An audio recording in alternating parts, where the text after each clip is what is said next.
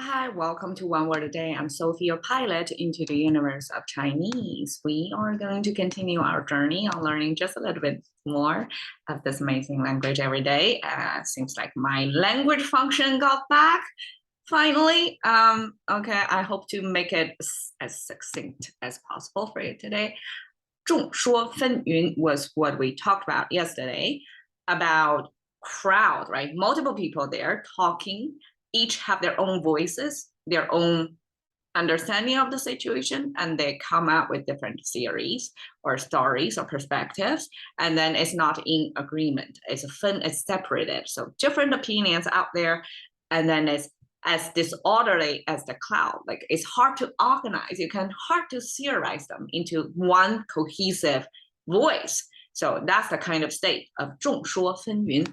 Okay, today we have 落英缤纷as beautiful image and a phrase. And I think it's very appropriate for the fall season because it talks about the fallen flowers in large quantities, and it's chaotic. And okay, same thing we talked about. It's about the thread, the fabric, and then the separation of the whatever object that is came from this knife symbol and this two objects as a result of separating. So we have this separation of opinions. So it's different opinion. It's in disagreement, right? Originally in last thread, we talked about dispute, like it's not in the same voice. And here we use chaotic because here we're applying the same character. Pair it with 缤纷, and the whole thing, pair it with the fallen flowers. So in that case, it's not about opinions, it's in disagreement, but it's about fallen flowers. And they are not only large quantities, right, numerous, but also it's not in an orderly way, like it's not oriented toward the same direction, or like fall like a big pile at one place but empty on the other place. No, it's kind of scattered around. So yeah, probably scattered is much better than the chaotic. But chaotic probably just here I want to mean it's not orderly, kind of like a yun, similar concept. Okay, fallen, 落, we have this grass symbol on the top. You can see the ancient is just little grass repeated twice, but in contemporary we simplify it to one horizontal line with two vertical lines to mark. Okay, that's our grass symbol. And the water sign too. In the ancient time, we have the main stream and the two side streams next to it. And that got simplified into just 3 dots to mean water. And here, the right side means individual. When I grew up, Chinese were told, the young in school were told that individualism is a Western thing. In China, we here follow collectivism. So it's kind of the image of this, like everybody's supposed to go in the same direction, having the same theory, talking about the same thing, which, I mean, now I realize it's really a propaganda in school back then. I don't buy that now anymore. But this individual concept exists in the language. So that means individual ideas were there. Like, while we do have this, everybody going the same direction, the crowd, the organized crowd concept, there are language evidence that you can have your own thoughts. And the way it was expressed is by, okay, we have this mouse symbol, which means somebody is giving an order to somebody else. And then the right side is a symbol of backward walking with one leg sticking out. So it's almost like somebody giving an order to go forward, and that person didn't follow the instruction, instead going backward. That means that person behavior level did not follow instruction. So this not following instruction is an expression of not in agreement of whatever this order giver is. So individual thoughts, that means you have your own thoughts, you have your own path, you have your own choices. It was in the language, so I would like to negate whatever I was taught when I grew up to say, okay, individualism was really minimal here. Probably in a sense it's true, but it's only to a degree. Individualism do exist as shown in this language.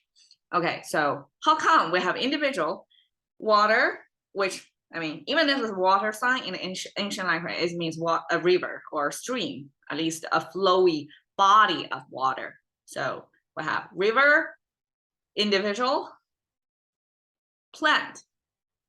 Okay, I always envision that as the plant. Okay, the plant is something over the river, right? Because river is the lowest of the ground. It must be lower than the ground. And then this plant, occasionally the flowers or leaves are going to fall onto that river and be carried away from the river. And then that's the way to separate from its original habitat, like be taken away through the river. That visual almost like a symbolize of people's drifting away from their natural environment. One possible way is be taken away by the river. So that's the image of fall, of this plant falling into the river and then separated from its natural habitat or original habitat. And some other scholars would just simply say, okay, the bottom is a type of river or a property name of a particular river in China. And it was just a sound maker. And we're talking about a plant, and a plant will have this natural cycle of they're going to grow and they are going to, eventually the leaves are going to fall. So that becomes fall. And because it's a plant-based symbol, so this fall specifically means the fallen of the plant. It could be flower fall or leaves fall. So scenery in autumn. Okay, in is flowers, but now looking into the language of flowers, we now know, okay, this flower is a flower that does not bearing fruit. So this is a, so to speak, an empty flower. It's not seeded basically. So this is the structure of the flower of the wrapping leaves around the flower, kind of the protector of the flower, and this is kind of the protector through the, so that is the entry of the flower, and you can see it's open, there's nothing, I guess this is to show there's nothing in there. But there's another theory of the bottom is really the sound maker, but it also means the middle portion of that thing, because just visually we can see, okay, between this space, right, between this A and B, there's this line, and in the middle of it, right in the middle, the arrow is pointing to there, and then this is kind of the entry to that middle point. And this middle point, yang, means central, means middle, means exactly at the core of things. So that paired with the plant symbol means that's the essence, the core of the plant. Even if this character originally means is the flower that's non-fruit bearing flower. It could be beautiful, it's decorative, it's attractive, but it doesn't bear fruit. And that's the type of essence of flower is it's something appreciated, but it doesn't have the reproductive function to it. Okay, 落英, and I guess over here there was that feature of flower was not emphasized. It's just regular flower, because from the flower fallen we could not I'm taking back my words right now because now all of a sudden I realize probably the flowers which are fallen are the ones who are not fruit bearing, because if they're fruit bearing, the flower must be stay on the plant and keep getting nutrition so that whatever embedded in a flower are going to grow as a fruit and eventually become the seed, the next generation of that plant, right?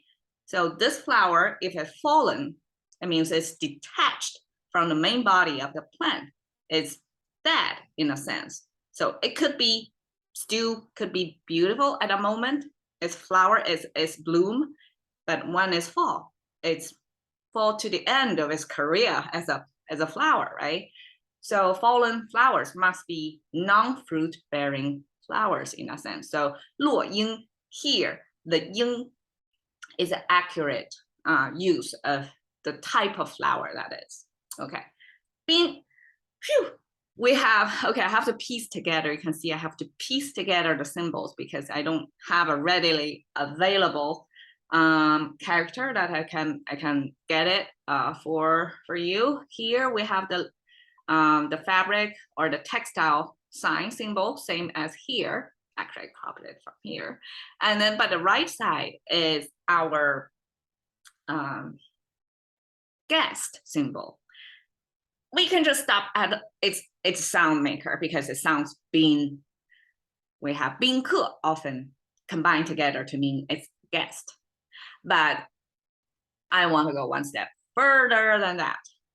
Bin, here we have this domestic arch thing with a chimney. That's our domestic space.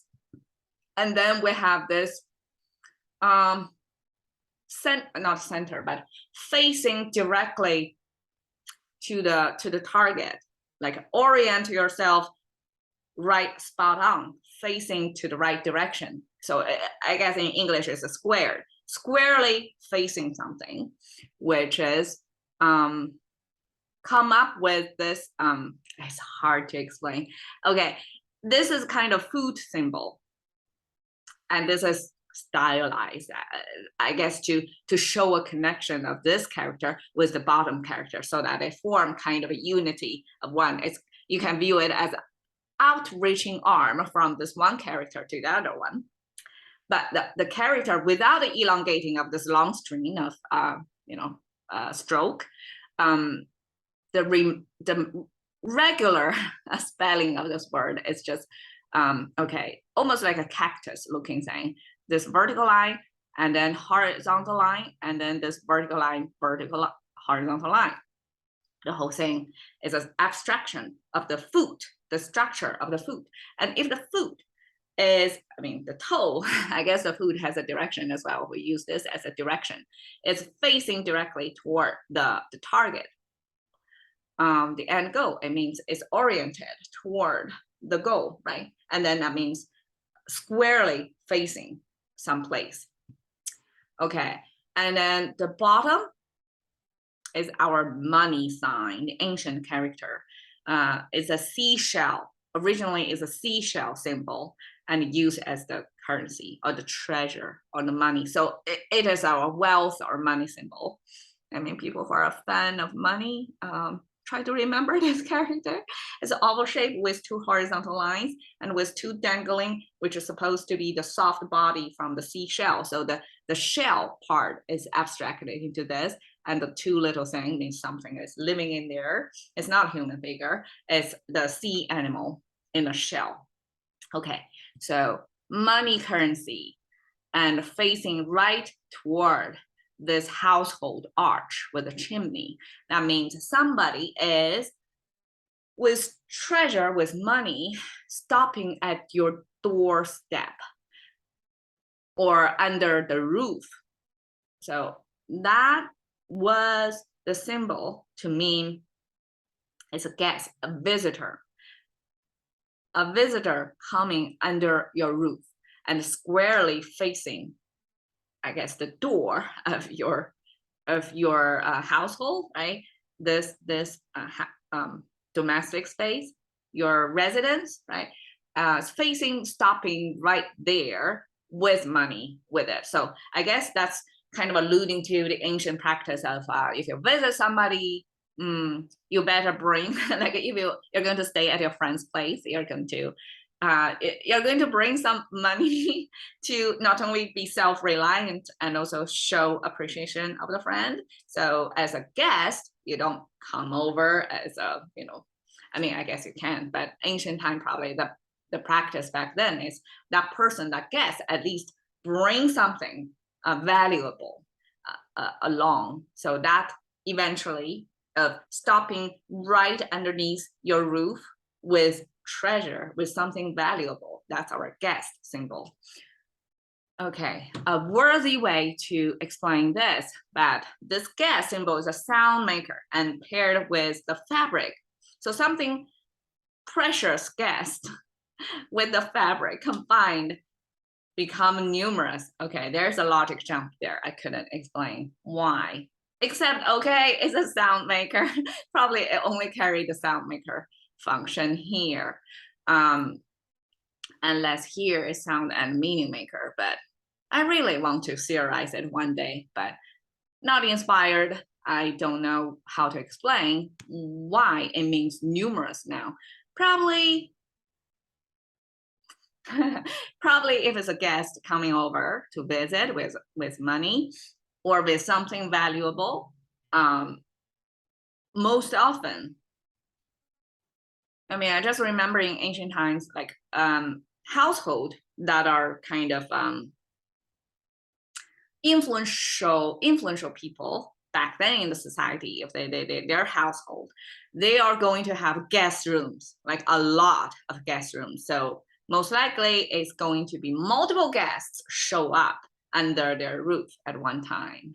So their hospitality, there must be something like a reciprocal over there. Like it's not just friendship. This guest bring with resources to them in exchange of living under their roof. It's not exactly renters, I would say, but it's like an influential household with people who have their contributions to the household, I guess, but they're not a bloodline. They're not, belong to the same tribe, so to speak, or same family name, but they do bring something to them. And I guess I can theorize that this concept of being guests with contribution to your household comes often in multitude. So that's the numerous connection there. Okay, I'm stretching here. Okay, so fallen flowers, numerous, chaotic, simply is our Chinese succinct but beautiful way to depicting exactly this feel. So these are a tree of flowers. None of them are going to bear fruit. And when they've done their blooming, they fall to the ground due to gravity, right? And then at that moment, it's only a short window, I would imagine, only a few days in a year that you go under the trees. You can see a scenery like this. And that Chinese would use 落英缤纷 to describe. So I only say 落英 fallen flowers. But this 缤纷 as a Chinese, when I hear 缤纷, like visually, I will produce similar to this image of this numerous petals. Some may be fallen on the ground, some may be in the process of falling, right? And you can kind of imagine a fall scenery with flowers, and the ground was covered by the petals or the fragmented parts from the flowers. I mean, in a way, it's sad, but it's beautiful as well. And Japanese culture aesthetically appreciate that ephemerality. It's called ephemerality. It's like a short time lifespan of human life. So much they have this whole aesthetic developed around this fallen flower phenomenon of their sakura trees. Like whenever it's blooming in people's mind while they're appreciating, the beauty or the livelihood represented by blooming flowers.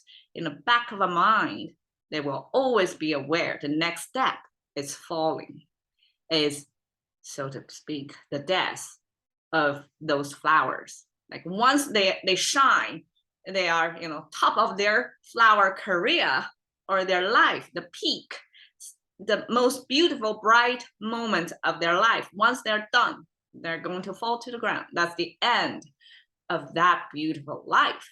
And as Japanese aesthetic, they view the fallen flower to reflect on their own life. And that's why in Kyoto, they have this philosopher's path lined up by the sakura trees to have you this immersive experience of experiencing life's fragility and ephemerity. Is it called ephemerity? I'm not sure about my English today, but it's ephemeral, right? It's a short life, like all of us. It depends on how you view your, like what yardstick you're using, right? In comparison or benchmark toward what, but it benchmark toward the whole universe. It's really, really short. So that's the 落英缤纷 Chinese concept, but best captured and expressed in this picture and appreciated in the Japanese aesthetics.